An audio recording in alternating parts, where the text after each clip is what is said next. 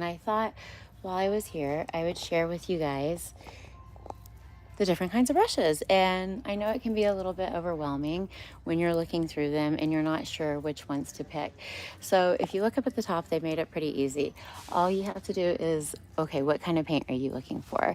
So oil paint being like you need the sturdiest kind of brush. So because it's a thicker paint. And then acrylic paint would be next. And then you also have mixed media brushes, which usually fall under specialty, or it'll say mixed media. And then you have watercolor brushes, which are usually like a natural bristle. And they don't have a lot of stability, but they're very blendy because you're using water, a thinner material. So one of the better kind of brushes is going to be like your Princeton brushes are really nice, as well as right now these are the ones that I would probably recommend are the Princeton brushes. And then over here are a more affordable option as well that we'll talk about that I actually really enjoy too. And what we're looking for is going to be what's called either a spotter or a liner brush, because I have a lot of geometric designs that I want to outline, and a lot of my brushes are a little bit wide because I'm not necessarily at home right now. Hey, what's going on? So what we're looking for, we can start off in looking at what they look like on the display here. Can you see that? Here, let me turn this around like this.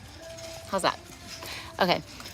So this one is a liner brush, and what I don't like about some liner brushes, I will show you, because if you're doing like fine detail work, they end up separating. And see how that, like you can get paint flick and it's just annoying. So that is not specifically what I'm looking for. So what I usually do is I look at all of the bristles and see if they're going to do that, and look at the flexibility of it as well. And then a spotter brush is going to be much shorter. And so it's just really kind of depending on what kind of line it is that you're trying to attempt to make. So, and then also look at the handle. Like, are you wanting something that's shorter, or are you liking to have a longer handle?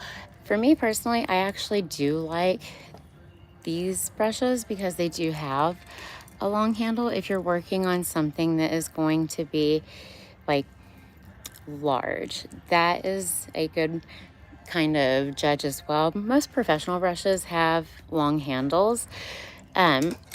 Then what we can look at is our next one up is going to be like our round brushes. And you can use these ones for like more curved lines.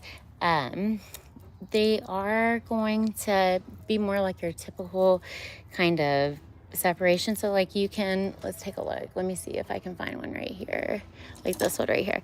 So like they work really well if you are coloring in like a large space and you're trying to like blur everything together without having a lot of lines on it. These work really well. All right.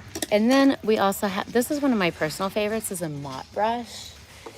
And I like mop brushes because like you can get a lot of product on it and really, really work quickly. So that is why I personally like a mop brush. We also have our fill bits. So if you're looking at a fill bit, let's grab one really quick. It is going to be something that usually has like a rounded shape at the top, and they can be longer than that right there. Is this a fill bit right here? I think it is. Here's a fill bit. So you have a longer bristle right here.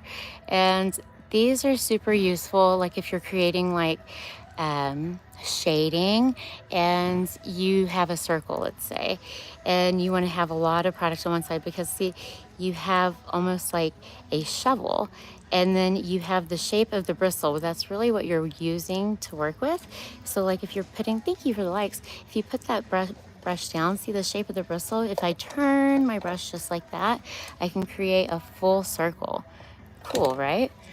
Okay, so also think about the lines and the shapes that you're creating. Now let's take a look at your angle brush. And angle brushes I actually really like, because what you can do is, this is how I like to make a dense line. Hi, what's going on? So what we're going to do is, you can draw very easily with this, but look how your bristles spread.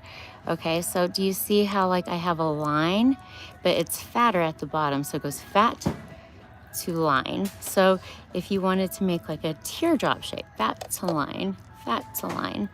So, and then you can pull it down. These work really well if you're like painting leaves or something like that too, or even if you're drawing lines. I use the flats mostly. And the reason why I like flats is because you can do most shapes with them.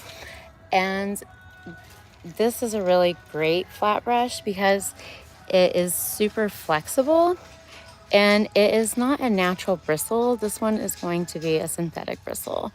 So let me show you these ones right over here. Sorry, I don't want to make you dizzy. And these are the Royal Lang Nickel. Can you see that? Royal Lang Nickel Essentials. I like these ones and I like these ones too. And they're super affordable and the bristles do not fleck off, which is really important because you don't want to be going through your paint and having bristles all over your paint and have to pick all of that out. So what I'm looking for here is, we're going to grab one of these little spotter brushes.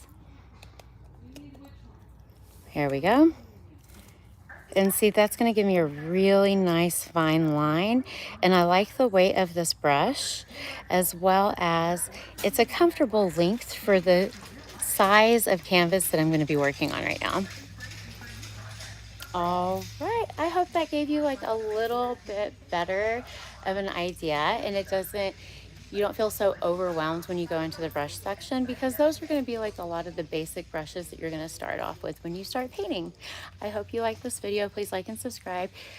You never know what you're going to see on the Crispy Skate Show. I hope you guys have a wonderful day. Keep it crispy. Peace out.